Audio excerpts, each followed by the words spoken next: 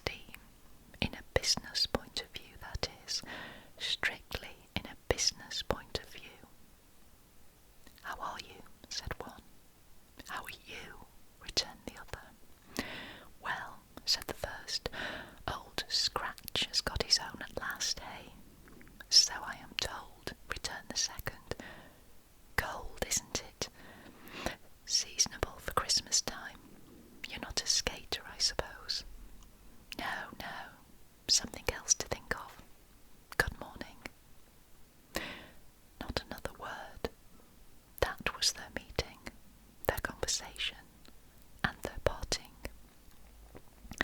Scrooge was at first inclined to be surprised that the spirit should attach importance to conversations apparently so trivial, but feeling assured that they must have some hidden purpose, he set himself to consider what it was likely to be. They could scarcely be supposed to have any bearing on the death of Jacob, his old partner, but that was past, and this ghost's province was the future. Nor could he think of anyone immediately connected with himself to whom he could apply them, but nothing doubting that to whomsoever they applied, they had some latent moral for his own improvement. He resolved to treasure up every word he heard and everything he saw, and especially to observe the shadow of himself when it appeared, for he had an expectation that the conduct of his future self would give him the clue he missed, and would render the solution of these riddles easy. He looked about in that very place for his own image, but another man stood in his accustomed corner, and though the clock pointed to his usual time of day for being there, he saw no likeness of himself among the multitudes that poured in through the porch. It gave him little surprise, however, for he had been revolving in his mind a change of life, and thought and hoped he saw his new-born resolutions carried out in this. Quiet and dark, beside him stood the phantom with its outstretched hand.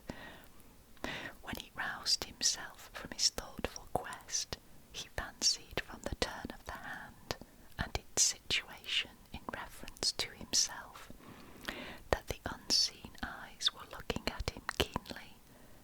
It made him shudder and feel very cold.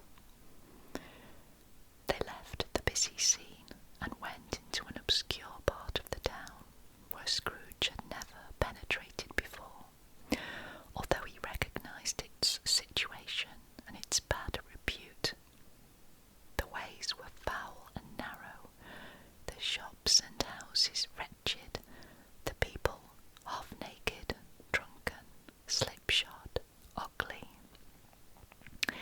Alleys and archways, like so many cesspools, disgorged their offences of smell and dirt and life upon the straggling streets, and the whole quarter reeked with crime, with filth and misery. Far in this den of infamous resort, there was a low-browed, beetling shop below a penthouse roof, where iron, old rags, bottles, bones, and greasy offal were bought.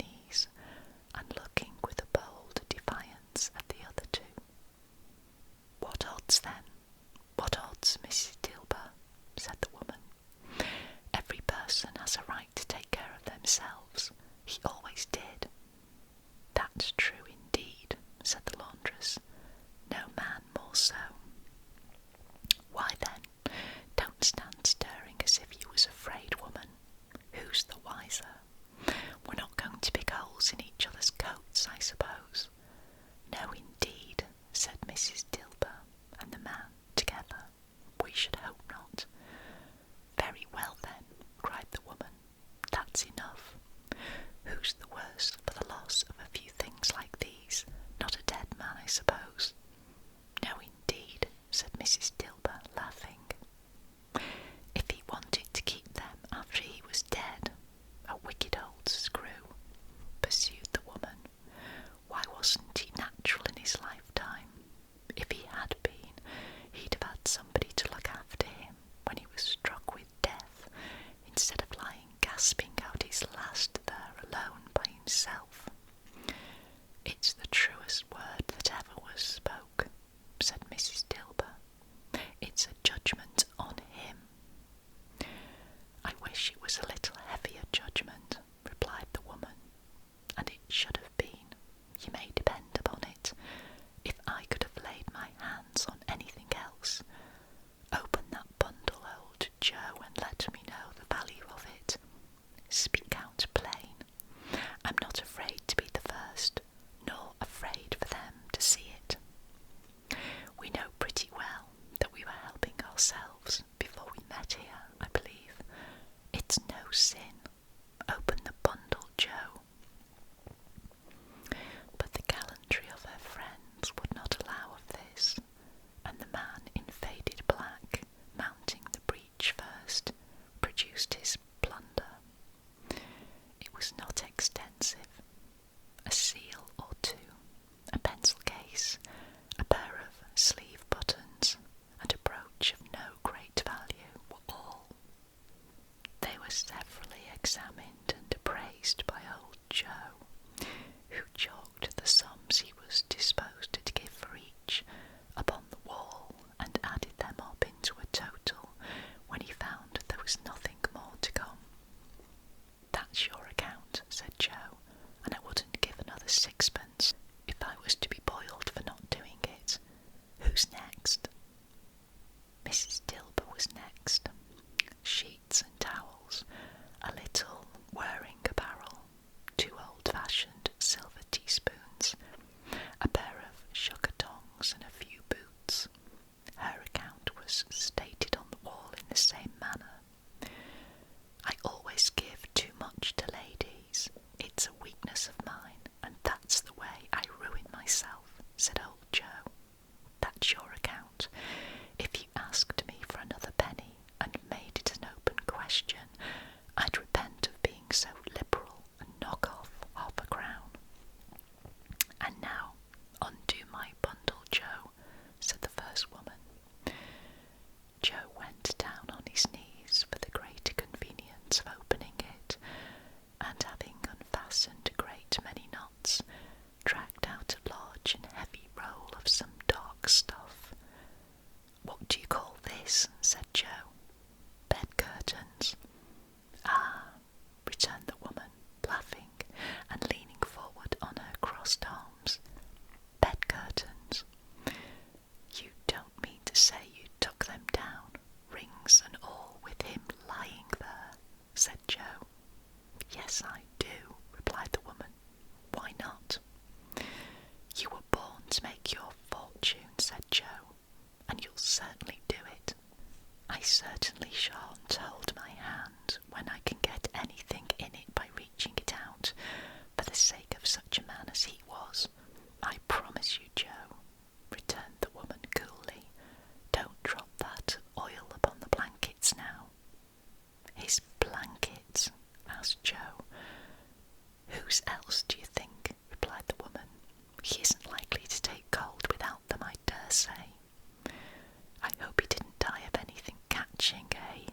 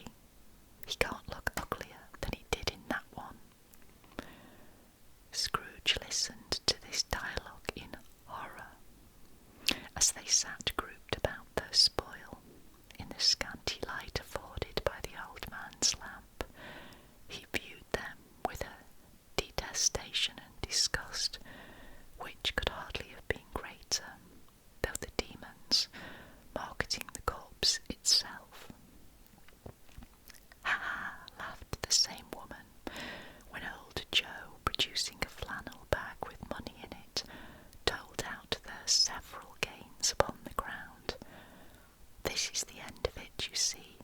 He frightened everyone away from him when he was alive, to profit us when he was dead. Ha, ha. Spirit, said Scrooge, shuddering from head to foot. I see. The case of this unhappy man might be my own. My life tends that way now. Merciful heaven, what is this? He recoiled in terror, for the scene had changed, and now he almost touched a bed, a bare, uncurtained bed, on which, beneath a ragged sheet, there lay a something covered up, which, though it was dumb, announced itself in awful language. The room was very dark, too dark to be observed with any accuracy, though Scrooge glanced round it in obedience to a secret impulse, anxious to know what kind of room it was. A pale light, rising in the outer air, fell straight upon the bed, and on it, plundered and bereft, unwatched, unwept, uncared for, was the body of this man. Scrooge glanced towards the phantom. Its steady hand was pointed to the head. The cover was so carelessly adjusted that the slightest raising of it, the motion of a finger upon Scrooge's part, would have disclosed the face. He thought of it, felt how easy it would be to do, and longed to do it, but had no more power to withdraw the veil than to dismiss the spectre at his side. Oh, cold, cold, rigid, dreadful death, set up thine altar here, and dress it with such terrors as thou hast at thy command, for this is thy dominion. But of the loved, revered, and honoured head, thou canst not turn one hair to thy dread purposes, or make one feature odious. It is not that the hand is heavy and will fall down when released. It is not that the heart and pulse are still, but that the hand was open, generous, and true, the heart brave, warm, and tender, and the pulse a man's. Strike, shadow, strike, and see his good deeds springing from the wound to sow the world with life immortal. No voice pronounced these words in Scrooge's ears, and yet he heard them when he looked upon the bed. He thought, if this man could be raised up now, what would be his foremost thoughts? Avarice, hard-dealing, griping curs. They have brought him to a rich end, truly. He lay in the dark, empty house with not a man, a woman, or a child, to say that he was kind to me in this or that, and for the memory of one kind word I will be kind to him. A cat was tearing at the door, and there was a sound of gnawing rats beneath the hearthstone. What they wanted in the room of death, and why they were so restless and disturbed, Scrooge did not dare to think. Spirit, he said, this is a fearful place. In leaving it, I shall not leave its lesson. Trust me. Let us go. Still, the ghost pointed with an unmoved finger to the head. I understand you, Scrooge returned, and I would do it if I could, but I have not the power, Spirit. I have not the power. Again it seemed to look upon him. If there is any person in the town who feels emotion caused by this man's death, said Scrooge, quite agonized, show that person to me, Spirit, I beseech you. The phantom spread its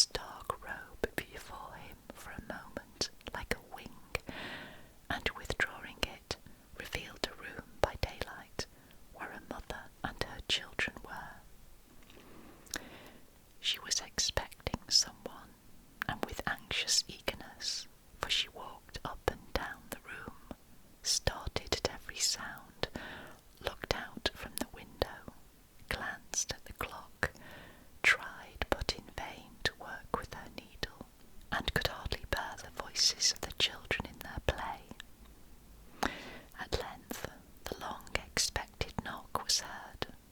She hurried to the door and met her husband, a man whose face was careworn and depressed, though he was young. There was a remarkable expression in it now, a kind of serious delight of which he felt ashamed and which he struggled to repress. He sat down to the dinner that had been boarding for him by the fire, and when she asked him faintly what news, which was not until after a long silence, he appeared embarrassed how to answer. "Is it good," she said, "or bad, to help him?" "Bad," he answered. "We are quite ruined."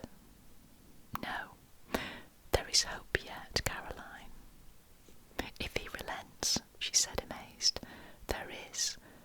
Nothing is past hope, if such a miracle has happened." "He is past relenting," said her husband. "He is dead."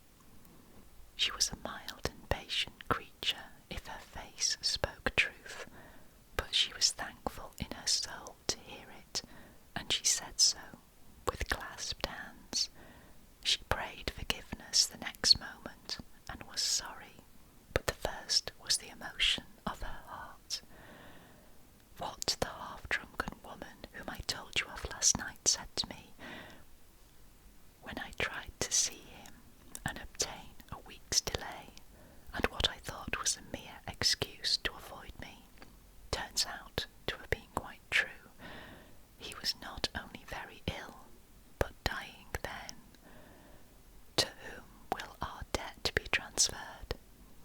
I don't know, but before that time we shall be ready with the money, and even though we were not, it would be a bad fortune indeed to find so merciless a creditor in his successor. We may sleep tonight with light hearts, Caroline. Yes, soften it as they would, their hearts were lighter. The children's faces hushed and clustered round to hear what they so little understood were brighter, and it was a happier house for this man's death. The only emotion that the ghost could show him, caused by the event, was one of pleasure. "Let me see some tenderness connected with a death," said Scrooge, "or that dark chamber spirit which we left just now will be for ever present to me." The ghost conducted him through several streets familiar to his feet, and as they went along, Scrooge looked here and there to find himself, but nowhere was he to be seen. They entered poor Bob Cratchit's house, the dwelling he had visited before, and found the mother and the children seated round the fire. Quiet, very quiet. The noisy little Cratchits were as still as statues in one corner, and sat looking up at Peter, who had a book before him. The mother and her daughters were engaged in sewing, but surely they were very quiet. And he took a child and set him in the midst of them. Where had Scrooge heard those words? He had not dreamed them.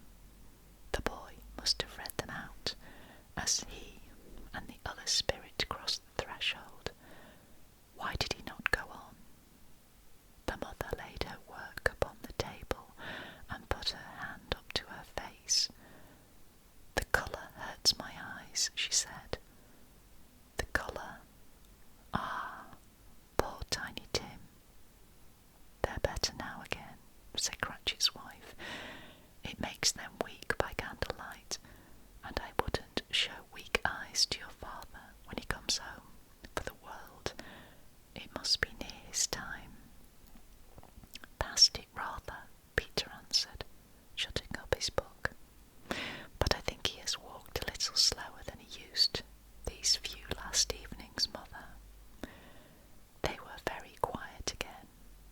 last, she said, and in a steady, cheerful voice that only faltered once, I have known him walk with Tiny Tim upon his shoulder, very fast indeed. And so have I, cried Peter, often. And so have I, exclaimed another. So had all. But he was very light to carry, she resumed, intent upon her work, and his father loved him so, that it was no trouble, and there is your father at the door. She hurried out to meet him, and little Bob, in his comforter, he had need of it, poor fellow, came in. His tea was ready for him on the hob, and they all tried who should help him to it most. Then the two young Cratchits got upon his knees, and laid each child a little cheek against his face, as if they said, "Don't mind it, father, don't be grieved." Bob was very cheerful with them, and spoke pleasantly to all the family. He looked at the work upon the table, and praised the industry and speed of Mrs. Cratchit and the girls. They would be done long before Sunday, he said. Sunday? You went today then, Robert? Said his wife. Yes, my dear, returned Bob. I wish you could have gone. It would have done you good to see how green a place it is, but you'll see it often. I promised him that I would walk there on a Sunday. My little, little child, cried Bob. My little child. He broke down all at once. He couldn't help it. If he could have helped it, he and his child would have been farther apart, perhaps, than they were. He left the room and went upstairs into the room above, which was lighted cheerfully and hung with Christmas. There was a chair sat close beside the child, and there were signs of someone having been there lately. Poor Bob sat down in it, and when he had thought a little and composed himself, he kissed the little face. He was reconciled to what had happened, and went down again, quite happy. They drew about the fire and talked, the girls and mother working still. Bob told them of the extraordinary kindness of Mr. Scrooge's nephew, whom he had scarcely seen but once, and who, meeting him in the street that day, and seeing that he looked a little, just a little down, you know, said Bob, inquired what had happened to distress him. On which, said Bob, for he is the pleasantest spoken gentleman you ever heard, I told him, I am heartily sorry for it, Mr. Cratchit, he said, and heartily sorry for your good wife. By the by, how he ever knew that, I don't know. Knew what, my dear? Why, that you were a good wife, replied Bob. Everybody knows that, said Peter. Very well observed, my boy, cried Bob. I hope they do. Heartily sorry, he said, for your good wife. If I can be of service to you in any way, he said, giving me his card, that's where I live. Pray, come to me. Now it wasn't, cried Bob, for the sake of anything he might be able to do for us, so much as for his kind way, that this was quite delightful. It really seemed as if he had known our Tiny Tim, and felt with us. I'm sure he's a good soul, said Mrs. Cratchit. You would be surer of it, my dear, returned Bob, if you saw and spoke to him. I shouldn't be at all surprised. Mark what I say, if he got Peter a better situation. Only hear that, Peter, said Mrs. Cratchit. And then, cried one of the girls, Peter will be keeping company with someone and setting up for himself. Get along with you, retorted Peter, grinning. It's just as likely as not, said Bob. One of these days